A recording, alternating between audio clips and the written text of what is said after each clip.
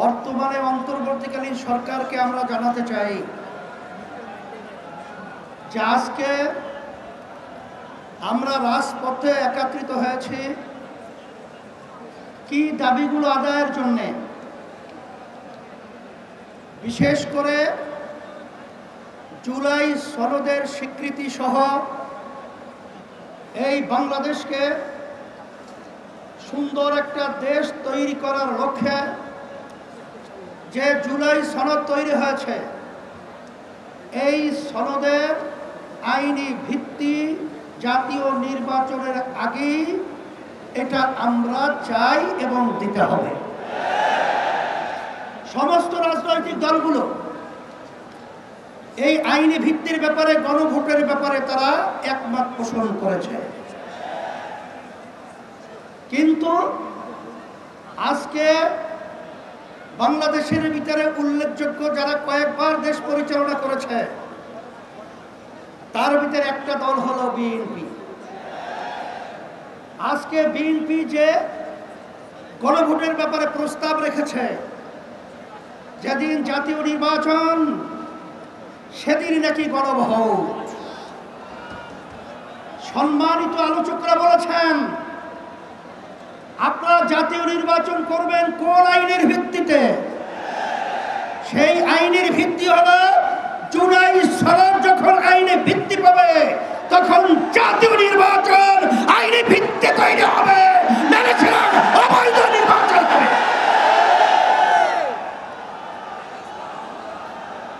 আজকে আমরা দেখেছি সেই পল্টন, সেই মোড়ের মধ্যে সেই 2024 জুলাই এবং আগস্ট, যখন জুলাই 17 তারিখ বাইতুল মুকাররমের উত্তর গেটে, আমি তখন বলেছিলাম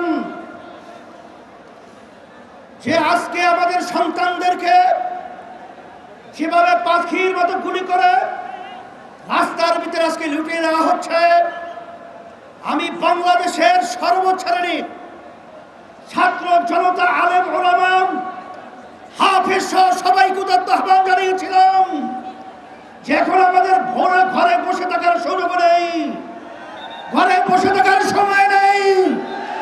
আমরা আজকে রাস্তায় আসবো, ফ্যাসিস্টকে উৎখাত করব, বাংলার জমিন থেকে কাঁটাতারের উপরে নিক্ষেপ করব।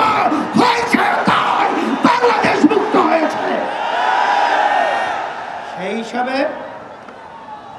আজকে আমরা দেখেছি দুই শ্রেণীর মানুষ এখন দুই মেরুতে অবস্থান করছে। এর ভিতরে এক শ্রেণীর মানুষ হলো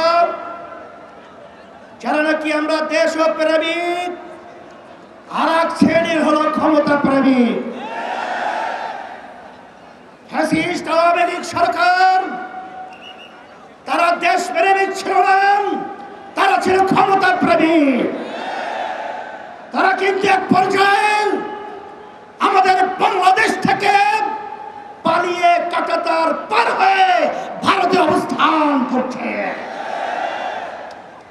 নব্য যারা ফ্যাসিস্ট হওয়ার চিন্তা করছেন, যারা গণভোট নিয়ে নির্বাচনের আগে দেওয়ার ব্যাপারে তালবাহারা করছেন, আমি তাদেরকে উদ্দেশ্য করে বলতে চাই, আজকে বাংলাদেশের ছাত্র জনতা, সর্বশ্রেণীর মানুষ আজকে জুলাই ভিত্তিক আইনি সর্বপ্রথম চায়, তারপর জাতীয় নির্বাচন চায়।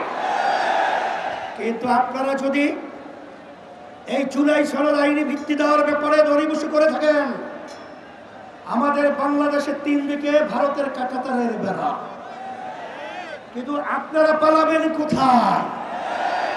আপনাদের জন্য অপেক্ষা করছেন সেই দক্ষিণে বঙ্গোপসাগর। এছাড়া কিন্তু আপনাদের পালাবার কোথাও জায়গা নেই। সেই হিসাবে সকল উত্তপ্ত আহ্বান জানাবো, ভালো করে বুঝে নেন, জেনে নেন। অন্তর্বর্তীকালীন সরকারকে আমি অনুরোধ করছি, আমরা অনুরোধ করছি যে আপনারা যখন আমেরিকায় গেছিলেন তখন 3টা উল্লেখযোগ্য দলকে সাথে নিয়ে গেছিলেন, জামাত ইসলামী বাংলাদেশ, বিএনপি, এনসিপি, কথা ঠিক কিনা?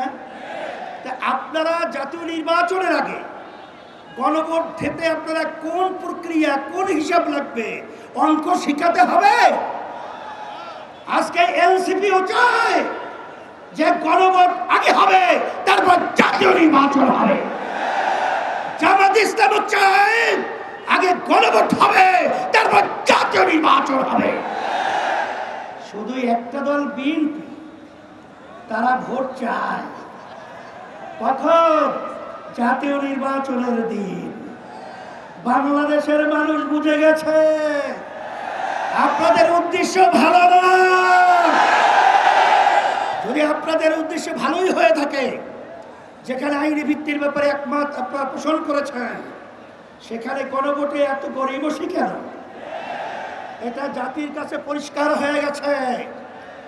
আমরা অন্তর্বর্তী সরকারকে বলবো, আমরা শান্তিপ্রিয়, বারবার রাস্তায় রোদ্রে আমাদেরকে পোড়াচ্ছেন, আপনারা পুড়িয়েছেন, আর কত রাস্তায় নামতে হবে? এরপরে পরামর্শ ভিত্তিক আমরা বাংলাদেশের সর্বস্তরের মানুষদের নিয়ে এমন কর্মসূচি ঘোষণা করব, আপনি গণভোট জাতীয় নির্বাচনের আগে দিতে